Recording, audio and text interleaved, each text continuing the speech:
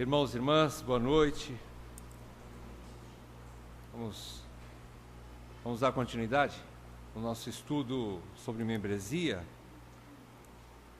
Na verdade, nós estamos falando sobre igreja local e mais algumas instruções de Paulo, obviamente, que nos atingem como membros, né? Essa noite nós vamos falar um pouco sobre a primeira carta de Timóteo. Existe um trecho fantástico, capítulo 3, são 3 versículos, do 14 ao 16, mas que a gente crê que é de suma importância para aquela igreja que Paulo estava ministrando, usando Timóteo para auxiliar a edificação de Éfeso. Como todos sabem, Timóteo era um dos pastores de Éfeso, ficou um período ali deixado por Paulo para auxiliar a estruturação da igreja de Éfeso.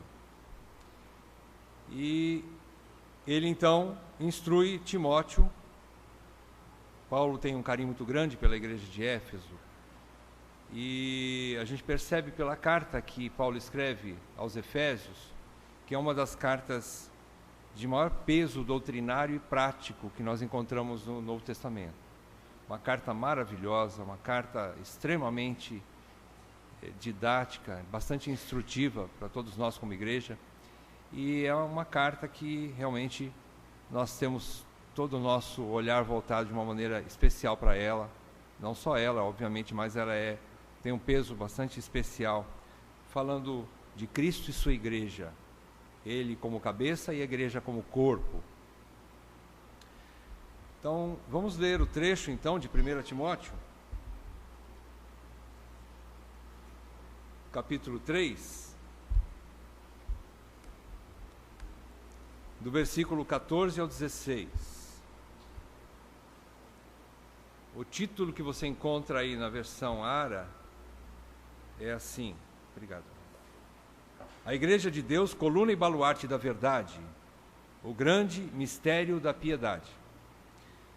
O texto é assim: escrevo-te estas coisas, esperando ir ver-te em breve, para que, se eu tardar, fiques ciente de como se deve proceder na casa de Deus, que é a igreja do Deus vivo, coluna e baluarte da verdade.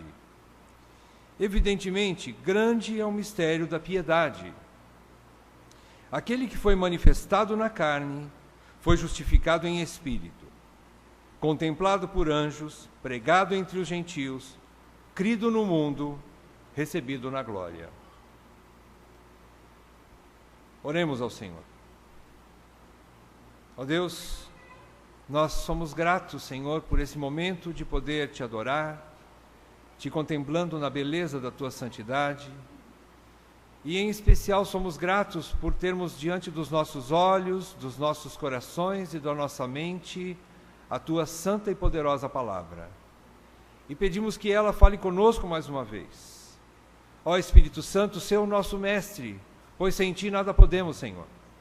Reconhecemos a nossa incapacidade de compreender os teus mistérios, mas nos alegramos, Senhor, porque o Senhor tem sido favorável à tua igreja, revelando as tuas verdades a nós. Por isso nós te louvamos desde já, e esperamos, Pai, que o Senhor não só abra o nosso entendimento, mas que o Senhor nos ajude a viver essas verdades, que o Senhor nos auxilie como membros da tua igreja, a igreja do Deus vivo, a termos um comportamento que honre o teu santo nome. Por isso, Senhor, dá-nos ouvidos de ouvir a tua palavra. Pedimos tudo isso no nome santo do nosso Senhor Jesus Cristo. Amém. Amém. Irmãos, Paulo estava ensinando a Timóteo sobre como escolher os líderes. O contexto mais próximo aqui do capítulo 3 dessa carta são instruções que Paulo deixou a Timóteo para a escolha de uma liderança saudável, como que deveria ser. A gente entende então que no Novo Testamento nós temos apenas dois tipos de oficiais dentro de uma igreja local. São os presbíteros e os diáconos. Essa carta fala sobre isso. Esse capítulo, fala sobre isso. O capítulo 3, então, instrui, dá alguns detalhes sobre qualificações para o ministério, tanto de diáconos como de presbíteros.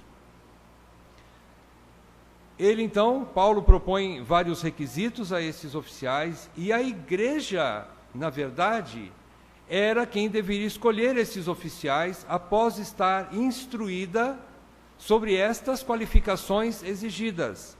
Obviamente, Paulo não está dizendo somente para Timóteo escolher os oficiais, não é isso. Paulo está instruindo a Timóteo para que Timóteo instrua a igreja de Éfeso, para que a igreja possa escolher os seus líderes.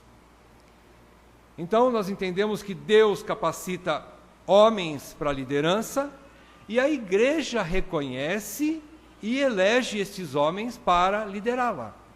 É assim que funciona. Esses homens também seriam testemunhas vivas de uma fé sadia e uma consciência limpa.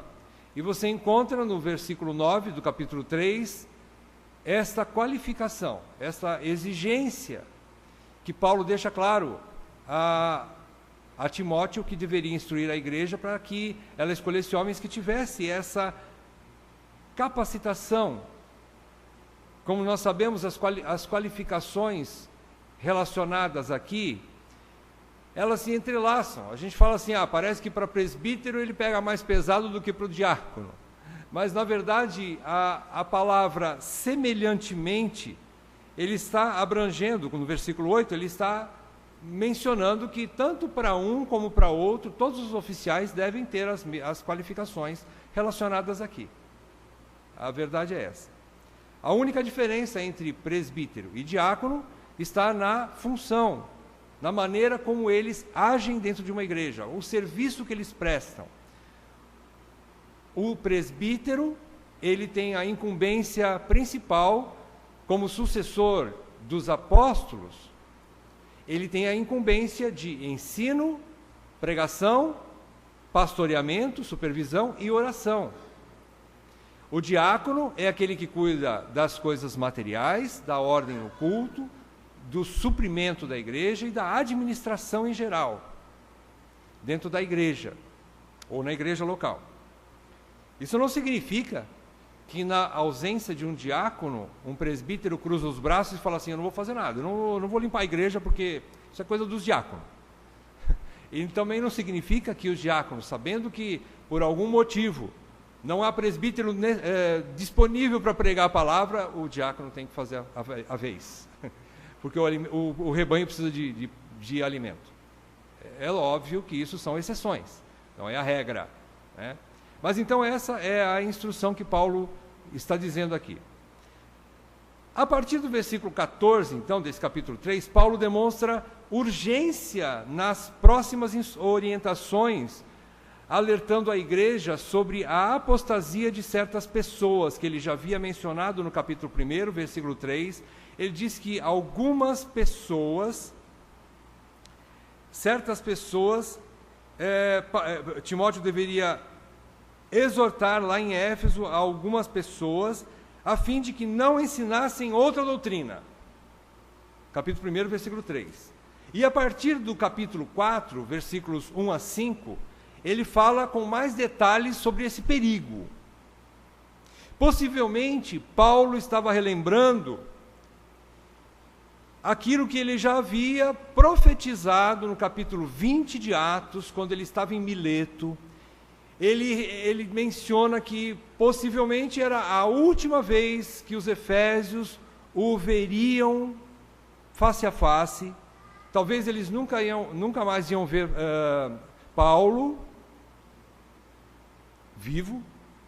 E ele dá as últimas instruções aos presbíteros de Éfeso, e ele menciona dos versículos 29 e 30, que lobos vorazes penetrarão no rebanho, e dentre os próprios irmãos se levantarão falsos mestres, que não pouparão o rebanho.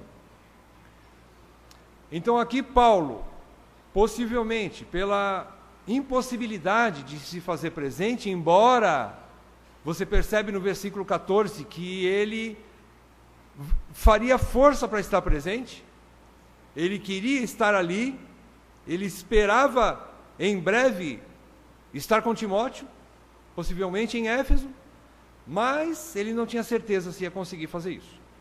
Então ele começa a instruir Timóteo, e ele começa a mostrar para Timóteo, tanto na primeira como na segunda carta, o procedimento em detalhes para o crente de Éfeso, e que, é óbvio, para toda a igreja cristã, para toda a igreja, e nos atinge nesses dias, né? Então ele fala sobre a importância da mulher compreender que ela não faz parte do ensino público na igreja. Sim, ela ensina as mais novas, como Tito fala, mas ela não tem a incumbência e o ministério não é composto de mulheres. Ele instrui que é importante uma família bem estruturada, um relacionamento familiar bem estruturado, um relacionamento na sociedade. Ele menciona a importância da compreensão, da convivência entre patrão e empregado. Tudo isso para a glória de Deus. Então ele dá esses detalhes a Timóteo, para que Timóteo então ensinasse a igreja. E, com muita urgência, em especial, ele começa a falar sobre o perigo da apostasia, que eu falei que ele começa a mencionar com mais detalhes no capítulo 4, a partir do versículo 1 até o versículo 5, ele vai dizer que alguns irmãos vão se levantar, vão dizer que o casamento, que não é para se casar, que não é para comer alguns alimentos. Ele começa a fazer algumas abstinências, isso tentando mostrar para a igreja, trazer confusão para dentro da igreja, e mostrando que isso não vem de Deus. E ele fala isso é um erro, é um engano, é o início de um engano, é uma doutrina que não parte de Deus. Vocês não deem ouvidos a esse tipo de mensagem. Então ele começa a relatar isso. Qual é o objetivo, então, de Paulo nesses versículos que nós estudamos? Nós entendemos que Paulo orienta Timóteo para que Timóteo ensinasse à igreja de Éfeso a conduta correta, o procedimento que ele chama aqui no versículo 15, não só dos líderes, mas de todos os membros da igreja. Os ministros deveriam, sim, ser os primeiros guardiões da doutrina apostólica, que ele chama aqui de verdade. Mas os ministros não são os únicos. E ele chama a igreja para essa responsabilidade. Ele chama a igreja de coluna e baluarte da verdade. Vamos analisar o que significa isso. Mas antes de falar sobre os versículos 14 e 15, eu vou começar do fim. Vamos analisar o versículo 16.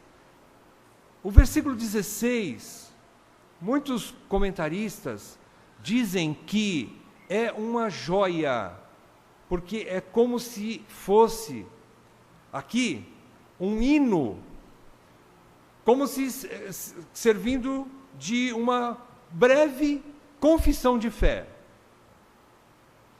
Paulo está ensinando no versículo 16, ou está como se fosse um cântico, para facilitar que os membros da igreja decorassem algumas verdades que iriam trazer a base essencial da cristologia de todo crente, do conhecimento da pessoa de Jesus Cristo, o mínimo que todo crente deveria conhecer sobre Jesus. Em forma de hino, então, ele relata aqui, como se fosse um hino, e uma pequena confissão de fé. Esse versículo 16 é um resumo, então, bastante fiel da pessoa e obra de Cristo. Provavelmente era um cântico didático para aquela igreja e que nos ajuda nessa noite. ele resume as virtudes e os grandes feitos de Cristo, desde a sua humilhação até a sua exaltação. O Leandro Lima, ele comenta que é como se fosse um V de vitória, né? Mas ele quer dizer assim, houve a humilhação que veio no sentido de cima para baixo, mas depois houve a exaltação, que foi de baixo para cima. Por isso ele diz que é um tipo de um V, né? Ele fala sobre a humilhação e depois a exaltação do Senhor. Então era uma breve confissão de fé. O termo mistério que Paulo usa aqui no versículo 16, ele diz que, evidentemente, grande é este mistério. A palavra mistério não significa algo oculto, no sentido de secreto, e que ninguém tem as chaves para abrir. Não é esse o sentido aqui. O sentido é como se fosse algo anteriormente, que estava anteriormente encoberto, e que agora Deus o revelou, tornou acessível aos homens através da igreja. É um mistério, mas é um mistério revelado, digamos assim. E ele diz que é um grande mistério. E ele diz que grande é o mistério da piedade. Todos nós sabemos que piedade é uma vida que agrada a Deus, uma vida piedosa, é uma vida que glorifica a Deus. E ele está dizendo que essa vida que glorifica a Deus, que ele chama de mistério, ela é grande. Ela é a maior de todas. Foi o único que viveu toda a sua vida sem pecado, sem mancha, e glorificou a Deus, viveu de maneira piedosa em todo o tempo e perfeita. Quem é esse? Jesus Cristo. Então ele vai falar sobre Jesus Cristo. Ele começa então falando, ele mostra então que essa perfeição só em Jesus Cristo. Então era para o crente gravar isso. Então ele começa a falar, a primeira coisa que ele fala aqui, que ele manifesta, é manifestado na carne. A primeira qualificação que ele coloca da pessoa e obra de Jesus, manifestado na carne. Ele está falando do seu sofrimento. Se nós olharmos para o capítulo 2 de Filipenses, Paulo também diz em mais detalhes que ele se esvaziou, ele não teve como usurpação o ser igual a Deus, mas ele se esvaziou da sua divindade, ele não abriu mão da sua divindade, ele abriu mão da sua glória momentânea e se fez carne. Então a primeira manifestação que Paulo diz aqui, ou melhor, a primeira qualificação de Jesus, ele diz que ele se fez carne, ele está falando do seu sofrimento. O sofrimento de Jesus, irmãos, não começou na verdade na cruz. O sofrimento começou quando ele abriu mão da sua glória e desceu aos lugares mais baixos e se fez homem. E como homem também se esvaziou, foi humilde, e ele foi obediente até morte de cruz. Então o sofrimento de Jesus, engana-se quem pensa que começou lá na cruz, ou naquele momento quando a Trindade foi abalada por causa do momento em que Jesus recebe os nossos pecados, e ele clama, Deus meu, por que me desamparaste? Ali foi sim, é o ápice do sofrimento do Filho de Deus, não é? Mas não começou ali. Então aqui ele mostra a descida de Jesus, né? a humilhação, o seu sofrimento. A encarnação de Cristo dá início ao processo de sua humilhação. Quando tornou-se 100% homem, ele se esvaziou de sua glória, não de sua divindade. Ele se fez carne. João fala sobre isso no capítulo 1 do Evangelho de João, versículo 14. Ele diz que ele se fez carne, o verbo esteve entre nós. João capítulo 1, versículo 14, e o verbo se fez carne e habitou entre nós, cheio de graça e de verdade, e vimos a sua glória, glória como do unigênito do Pai. Então, 1 João também, quando João escreve a sua primeira carta, ele exorta, capítulo 4, versículo 2, que na igreja, aquele, ou qualquer um, perdão, não é só na igreja, mas que não confessa que Jesus Cristo veio em carne, esse não é dos nossos, não é dos nossos. Para provar o Espírito, É assim que se faz. Que confessa que Jesus, se confessa que Jesus veio em carne, é dos nossos. Então, primeiro ponto aqui, manifestado em carne. Segundo ponto, justificado em espírito. O que é que significa justificado em espírito? Você está acompanhando aí, né?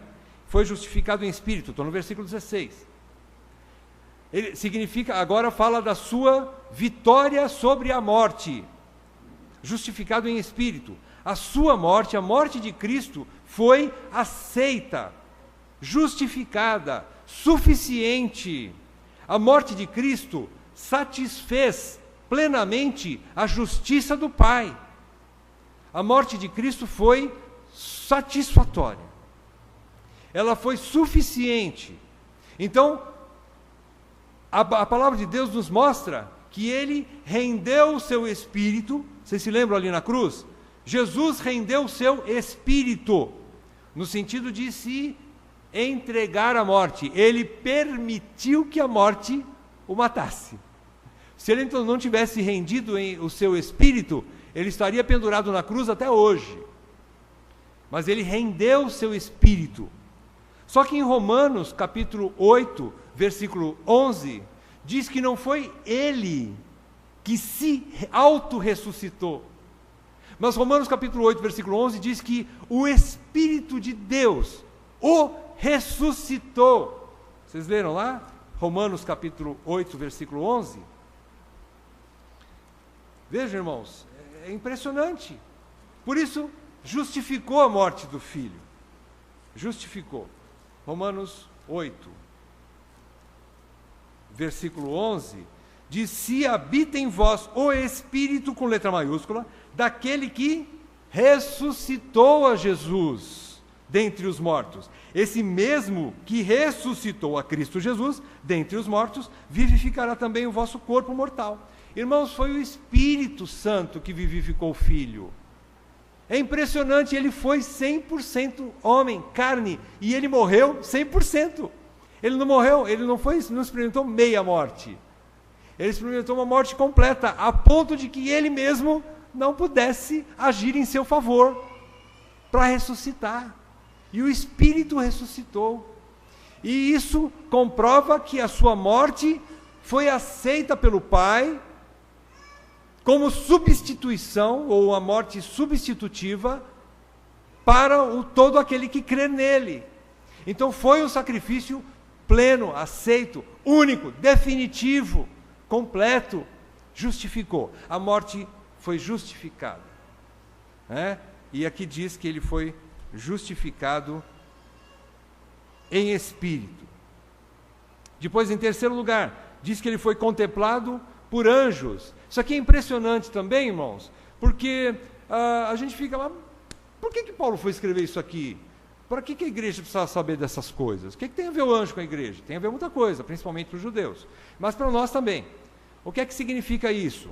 Significa que anjos bons, ou os anjos, que são os anjos fiéis, que permanecem a serviço do reino de Deus e dos eleitos, na verdade os anjos são ministros a favor dos eleitos. Hebreus fala sobre isso. Os anjos são espíritos ministradores, que trabalham a favor dos eleitos, da igreja do Senhor. Esses anjos bons, diz a palavra de Deus em 1 Pedro, capítulo 1, versículos 10 e 12, que eles estavam desejosos, imensamente desejosos de ouvir coisas a respeito do Filho.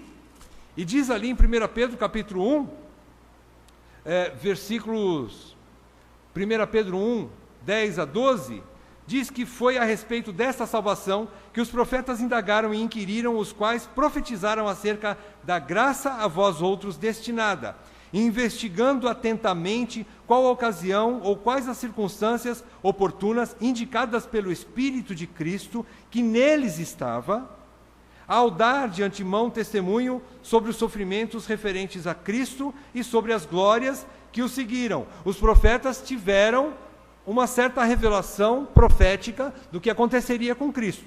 No versículo 12 diz: a eles foi revelado que, não para si mesmos, mas para vós outros, ministravam as coisas que agora vos foram anunciadas por aqueles que o Espírito Santo enviado do céu, vos pregaram o Evangelho, coisas essas que anjos anelam ouvir. Isso é grande para a igreja.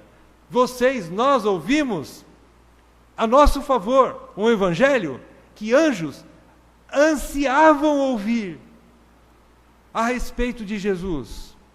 Então é muito grande aquilo que Deus nos anuncia a respeito do seu Filho.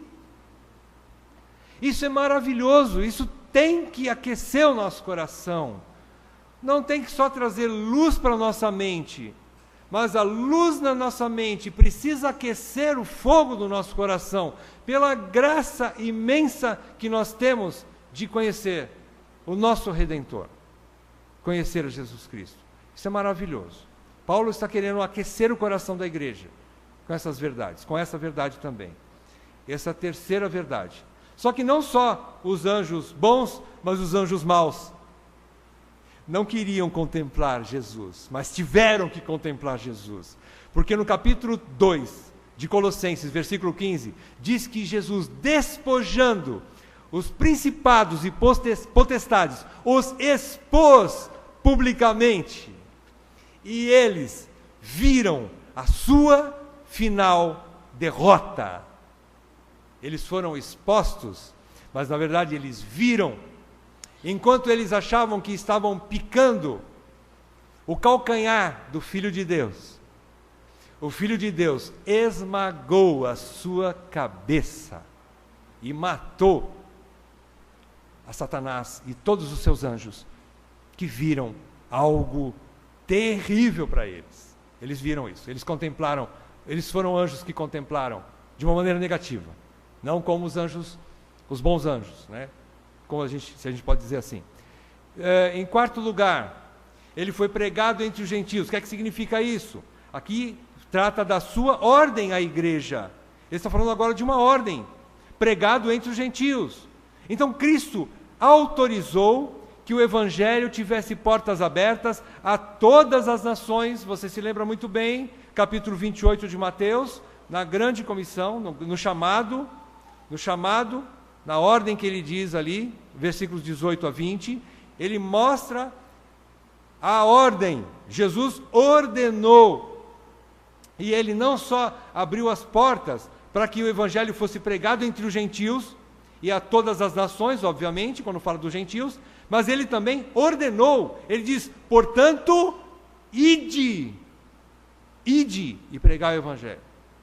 Então Cristo tem este direito de ordenar, de dar uma ordem à sua igreja quanto a isso. Então ele deu essa ordem para pregar o Evangelho. Por isso ele está sendo pregado entre os gentios. Em quinto lugar, diz que ele foi crido no mundo. O que significa isso?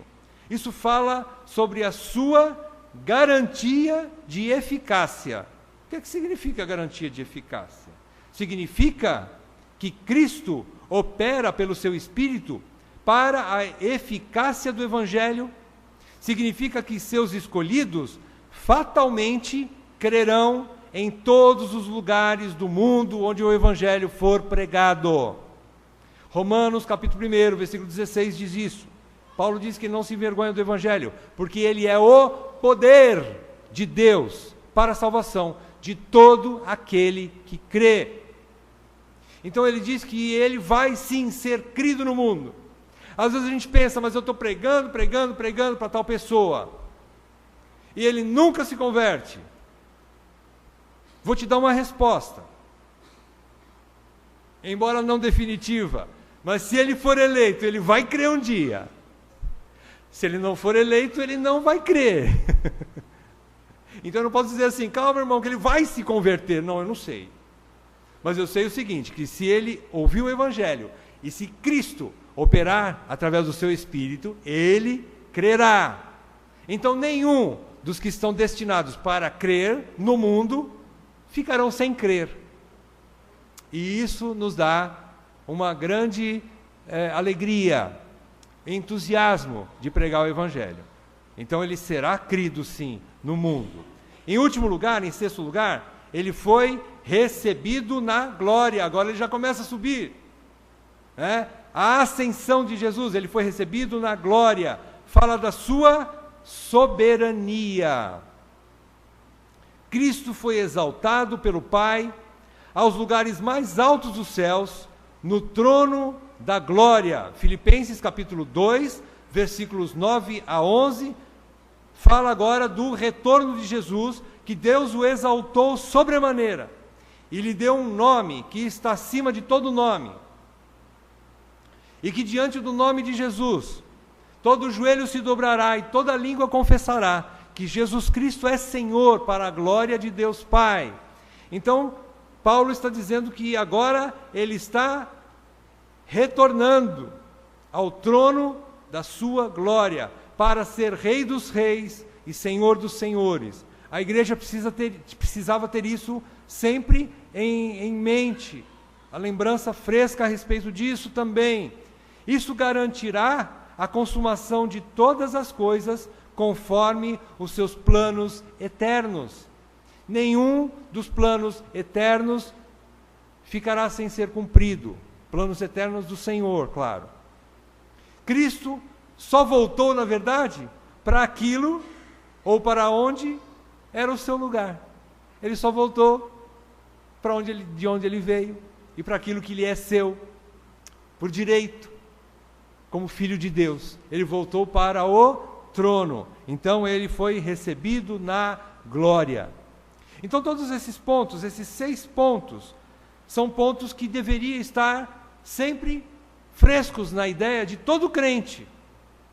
Então ele escreve esse hino didático para que as pessoas estivessem exercitando essas verdades. Cada um desses trechos ia lembrar o crente de alguma coisa a respeito de Cristo, tudo apontando para Cristo, desde a sua humilhação até a sua ascensão, e a maneira com que ele seria crido, a maneira com que a igreja deveria pregar o Evangelho, e a maneira com que a igreja deveria se comportar. Então, sabendo de tudo isso, nós concluímos que Paulo entendia que os membros de igreja podem até ter níveis de conhecimento diferentes. Podem até ter níveis de conhecimentos diferentes. Profundidades diferentes de conhecimento. Uns mais, outros menos, nem tanto. Mas todos os membros de igreja deveriam ter um mínimo de conhecimento cristológico, um mínimo de conhecimento sobre a pessoa de Jesus Cristo. Obviamente, nem todo crente precisa se tornar teólogo, não é mesmo? Não é obrigado a fazer faculdade para ser crente, irmão. Não precisa.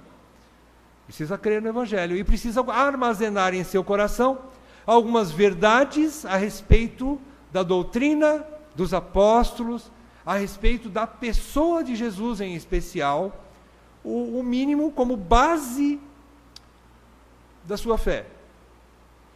Isso precisa ter, nós precisamos ter, todos nós precisamos armazenar isso. Deveria ser o mínimo de conhecimento. Por isso, ele elabora então uma pequena confissão de fé para a memorização da igreja, de todos os membros.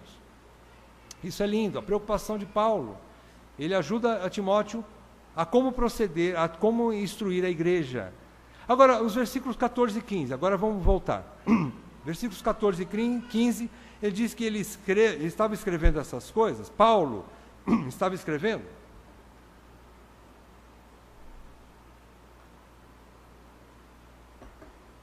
e pelas suas palavras, a gente percebe alguma urgência no que ele estava escrevendo. Qual o motivo dessa urgência? Primeiramente, a gente entende porque trata-se da casa de Deus. Não é a casa do irmão Newton. Não é a casa de qualquer um de nós. Essa casa tem um dono. Esse dono não sou eu. Então, existe um procedimento. Existem regras. Existe algo que deve ser, sim, conhecido, para que o crente se comporte.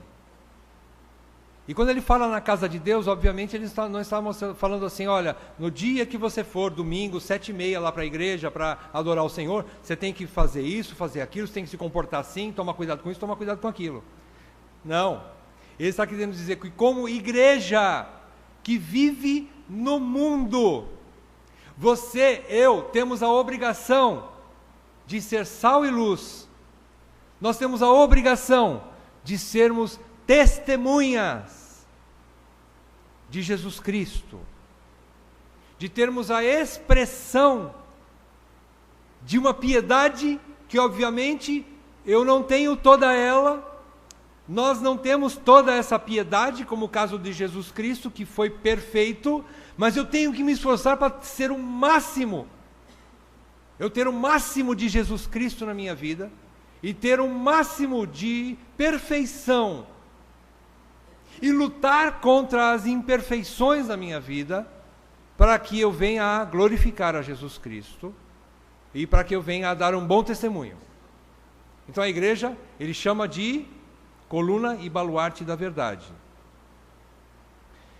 E o que nós podemos extrair desses 2 versículos, então, agora uma instrução prática para a igreja, depois de toda essa visão resumida, mas bastante eficiente, bastante suficiente sobre Cristo, que ele dá no versículo 16, então como que nós vamos nos comportar? Versículos 14 e 15, então ele começa a falar, extraindo desse texto, que Paulo chama de tão urgente.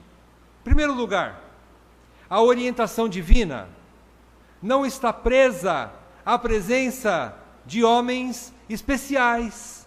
E olha, que era o apóstolo Paulo.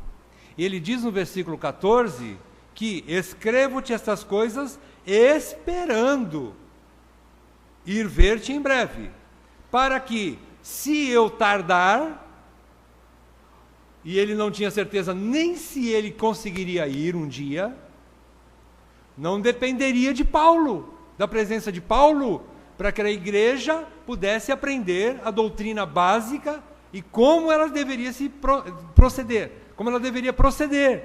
Não dependia de Paulo. Paulo então estava instruindo Timóteo. Eu percebo aqui, nós podemos perceber então que era algo importantíssimo. Não podia estar retido nas mãos dele.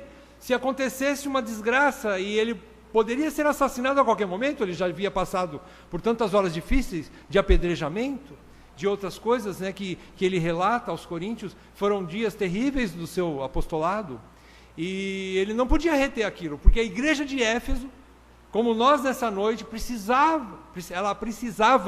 a igreja de Éfeso precisava dessa instrução. Então ele não queria reter, ele mandou para Timóteo, você já está aí? Então começa o trabalho aí, começa a ensinar a igreja. Então, em primeiro lugar aqui, irmãos, a orientação divina não está presa a homem nenhum. Primeiro ponto. Segundo lugar, há uma prescrição para o culto e para a conduta da membresia da igreja.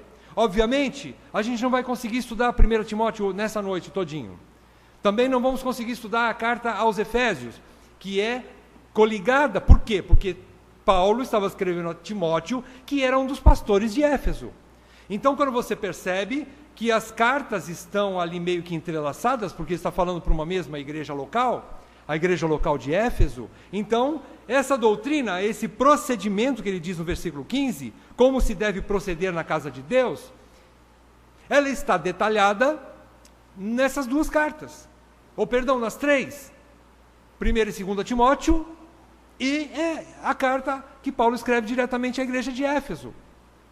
Então a gente percebe ali. Então existe sim uma conduta, meus irmãos. Nós precisamos estudar a palavra de Deus para conhecer o nosso procedimento. Irmãos, nós estamos batendo nessa tecla há muito tempo. Todos nós, como crentes, precisamos estudar a palavra de Deus. E estudar a palavra de Deus não se limita a você vir aqui domingo de manhã, ouvir a exposição de Salmos, e domingo à noite para ouvir a palavra de Deus no culto geral. É muito pouco. Nós precisamos estudar a palavra de Deus em casa, individualmente. Nós precisamos disso, meus amados. Isso aqui é só uma estrutura que Paulo está dizendo para Timóteo ajudar a igreja, que a igreja precisava ter uma postura. E essa postura, como deveria proceder, vai encontrar estudando a palavra de Deus. Em terceiro lugar, nesses 2 versículos a gente percebe que é a igreja do Deus vivo. Seus membros vivem e agem por meio dele, como pedras vivas ligadas à pedra angular. Vocês se lembram que nós estudamos domingo passado, 1 Pedro, capítulo 2, de 1 a 10, quando Pedro explica algo semelhante, falando que a igreja da dispersão, daqueles 5 pontos, aquelas 5 cidades, ela deveria entender que ela estava sobre uma pedra que vive. Essa pedra que vive é Cristo. Cristo sustenta a igreja, e por isso os membros são chamados também de pedras que vivem também. Ou seja, são pedras que estão reagindo à vida de Cristo nelas, que estão conectadas a Cristo, e através de Cristo elas agem nesse mundo.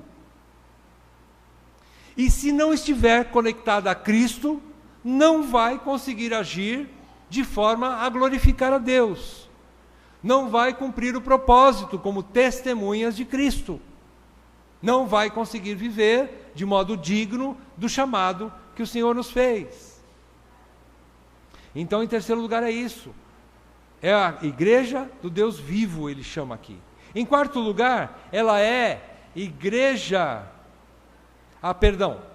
ela só é igreja enquanto estiver conectada, fundamentada na verdade, que é a palavra de Deus. Ele diz aqui que ela é coluna e baluarte da verdade.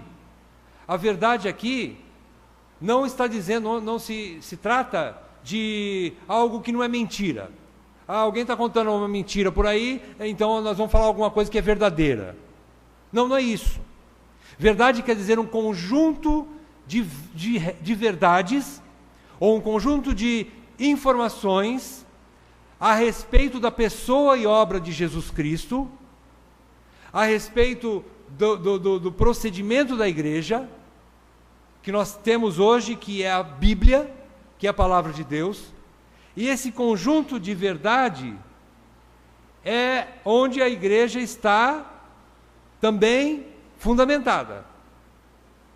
Ela precisa conhecer esse conjunto de verdades, que aqui ele chama de verdade, apenas usa o nome verdade. Em quinto lugar, chegando ao fim quase, ele diz que a igreja ele chama de igreja, a igreja é coluna. O termo grego para coluna, o termo estilos, ou estilos, diz que a igreja dá sustentação. Aqui ele está falando de sustentação. Coluna está dando sustentação à verdade, através da conduta dos seus membros, como testemunho de vida. Se nós olharmos para Tito, capítulo 2, versículo 5 e o versículo 10, ele fala sobre 2 classes de pessoas dentro da igreja que podem glorificar a Deus ou não, ou melhor, que podem adornar a doutrina de Cristo, ou podem estar trazendo vergonha à doutrina de Cristo. Ele está falando das mulheres, quando elas agem da maneira correta, elas estão deixando de envergonhar a doutrina de Cristo. Versículo 5. E fala dos servos, que quando eles agem de maneira convenientes, sábia, submissa aos seus patrões, eles estão ornando ou ornamentando a doutrina. É isso que é ser coluna. Ele está representando com sua própria vida, dando testemunho da verdade. A igreja foi chamada para isso, meus irmãos. Então, viver a palavra de Deus não é só aqui. Não é só aqui. Mas é no nosso dia a dia. Em sexto lugar, Paulo diz que ela é baluarte da verdade. No grego, o termo hedraioma significa que ela defende como fortaleza a verdade. Ela é a defesa. O baluarte está falando que ele defende. A igreja defende, ela não só sustenta como coluna, como a coluna vertebral, mas ela também protege a verdade. A igreja protege a verdade. A palavra defesa, todos conhecem, a palavra no grego é uma palavra bastante conhecida nossa, apologia. A apologia é defesa. O que é dar uma defesa? O que é defender? Defender a palavra de Deus não é pegar a Bíblia quando chegar em casa guardar num cofre para o ladrão não roubar. Defender a palavra de Deus, defender a verdade, é falar. O termo apologia significa dar uma resposta. É falar, defender, falando. Ao contrário do que os falsos mestres estavam fazendo na igreja, no capítulo 1, versículo 3, você vê que eles estavam falando outras doutrinas, que Paulo também fala no capítulo 4. Então, enquanto eles estão falando um monte de coisas, genealogias que não tem fim, que não servem para nada, a igreja defende falando do Evangelho. Falando do Evangelho. Então, apologia é isso, é falar em defesa de uma causa. E a verdade, como nós já falamos, é a palavra de Deus. Não se trata de algo que não é mentira, mas é algo que é um conjunto de verdades reveladas por Deus. Sobre Cristo, que é o mistério da piedade, está contida na verdade. Então, meus irmãos, fazendo a aplicação de tudo isso que nós vimos nessa noite, eu sei que é um texto um pouco confuso. Quando a gente trata de algo um pouco mais teológico, algo um pouco mais doutrinário, parece que a gente fica um pouco perdido nessas verdades, né? Mas é importante nós estudarmos essas verdades. É importante a gente entender alguma coisa. O mínimo que seja a respeito dessa verdade. E a aplicação, ela é simples. É só uma. E é através de uma pergunta que nós podemos aplicar isso. De que forma a igreja pode sustentar e proteger a verdade, como coluna e baluarte da verdade, que é a palavra de Deus? Como que nós podemos fazer isso? Em primeiro lugar, conhecendo-a. Não se pode sustentar ou defender o que não conhecemos. Conhecimento é envolvimento. Na palavra de Deus, conhecer significa estar envolvido. Ter intimidade profunda. Então, em primeiro lugar, como igreja, nós precisamos conhecer a Bíblia. Conhecer a Bíblia é o primeiro passo para nós começarmos a sustentar e defender a verdade, que é a palavra de Deus. Em segundo lugar, qual é a outra atitude que nós temos que ter para defender e sustentar a verdade? Praticando-a. Quando eu ouço que eu tenho que amar a minha esposa como Cristo amou a igreja, assim mesmo entregou por ela, eu tenho que entender que essa verdade cabe a mim como marido. Eu preciso me esforçar para aplicar isso na minha vida, mas eu tenho que praticar. Com limites ou não, mas eu tenho que me esforçar para praticar. E ir aprimorando conforme eu cresço. E não regredir, porque aí eu não estou defendendo coisa nenhuma. Quando as pessoas olham para mim como marido, eles precisam ver um homem que está, pelo menos, se esforçando para amar a esposa como Cristo amou a igreja. É uma forma de eu estar defendendo uma verdade bíblica. É a maneira de eu estar defendendo, praticando. Em terceiro lugar, Então, no segundo lugar ainda, o testemunho eficaz de uma igreja não vem só da pregação, mas também da prática do que ela prega. Bom, eu já acabei de falar. Vamos avançar. Terceiro lugar, terceira aplicação, ou melhor, dentro da mesma aplicação, terceiro ponto. Proclamando-a. Eu devo proclamar, nós devemos proclamar a verdade. As doutrinas da palavra de Deus não são aceitas pelo mundo, é verdade, ou pelo menos pela maioria do mundo. As doutrinas não são aceitas, mas nunca devemos deixar de proclamá-las ousadamente. Irmãos, nós somos chamados a proclamar as verdades bíblicas. E nós não podemos abrir mão disso, porque foi uma ordem de Jesus Cristo. Nós temos que pregar a palavra de Deus. É óbvio que eu não vou sair daí fazendo coisas loucas, ou até mesmo coisas que não são com graça, com sabedoria, né? Então eu não posso fazer isso de qualquer maneira, mas eu tenho que fazer, eu tenho que me esforçar para proclamar as verdades de Deus. Nosso alvo principal, meus amados, como igreja, é proclamar, viver e proteger o Evangelho. A igreja não foi chamada para reformar a sociedade, a política e o mundo, embora nós possamos fazer isso. Mas esse não é o chamado principal da igreja. Mas sim, ela foi chamada para glorificar a Deus, vivendo de modo digno, proclamando as verdades de Deus, da palavra de Deus. Para isso que a igreja foi chamada. É bom tentar transformar a sociedade, só que nós não vamos conseguir deixar ela perfeita, porque ela não vai ficar perfeita, porque é bíblico nós entendermos que o mundo vai de mal a pior.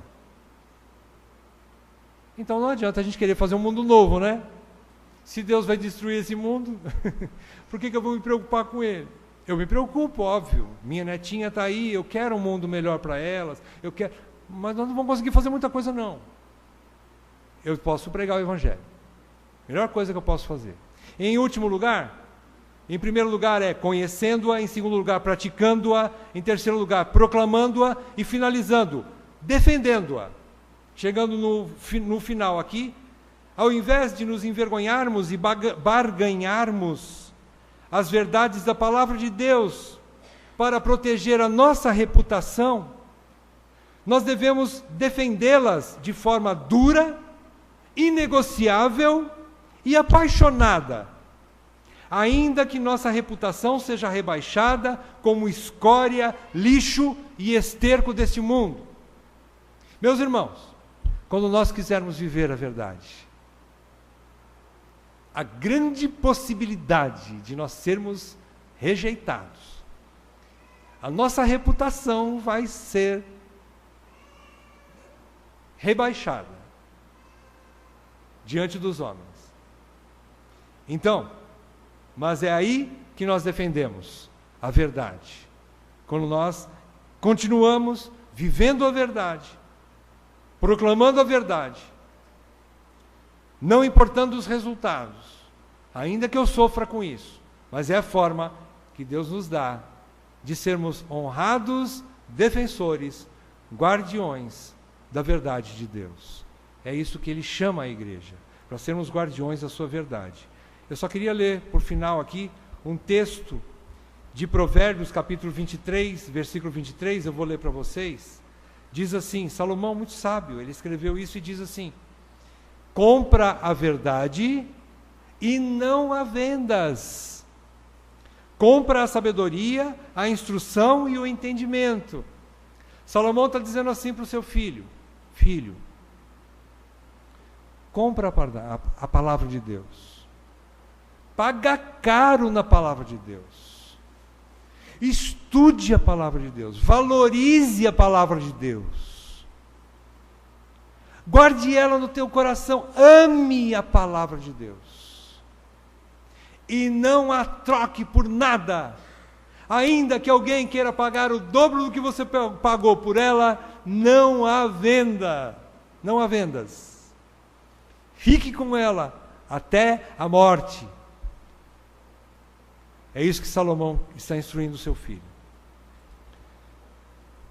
Vamos fazer uma oração? Deus nos ajude a essas verdades trazerem mais luz para o nosso conhecimento e também aquecer os nossos corações para nós vivermos nesse presente século como cristãos. Que nós sejamos coluna e baluarte da verdade. Vamos orar ao Senhor. Ó Deus, nós te louvamos pela tua palavra, Senhor. Textos um pouco complexos para nós, na verdade, mas confiamos no ministério do teu Espírito, porque só Ele pode trazer luz sobre a tua verdade e esclarecendo os nossos corações. É isso que nós pedimos nessa noite, que essas verdades possam clarear em nossos corações de maneira tão eficaz, que transforme as nossas vidas e que nos leve a nós sermos verdadeiros defensores da verdade. Pai, ajuda-nos a sermos esses homens e mulheres que proclamam a tua verdade, que a conhecem, que a praticam, que estudam a tua palavra, que proclamam a tua palavra e que defendem a tua palavra, porque este é um século tenebroso que nós vivemos, onde o Evangelho está sendo verdadeiramente envergonhado, Pai. Mas que não sejamos esse motivo de escândalo. Ajuda, Senhor, o nosso pequeno rebanho a viver a tua verdade. É o que nós te pedimos, com esperança e com gratidão, no nome santo do nosso Senhor Jesus Cristo. E também nós te pedimos, Pai, nessa hora, momento sublime, em que nós participaremos da mesa do Senhor, da tua ceia. Pai, que o Senhor nos ajude a participarmos com discernimento, como nós já conhecemos a tua verdade, a respeito de um momento tão sublime, tão santo, tão glorioso, que nós todos possamos participar com temor, mas também com alegria, discernindo o teu corpo, que foi partido por nós. É o que nós te pedimos nessa hora, com gratidão, em nome do nosso Senhor Jesus Cristo. Amém. Amém.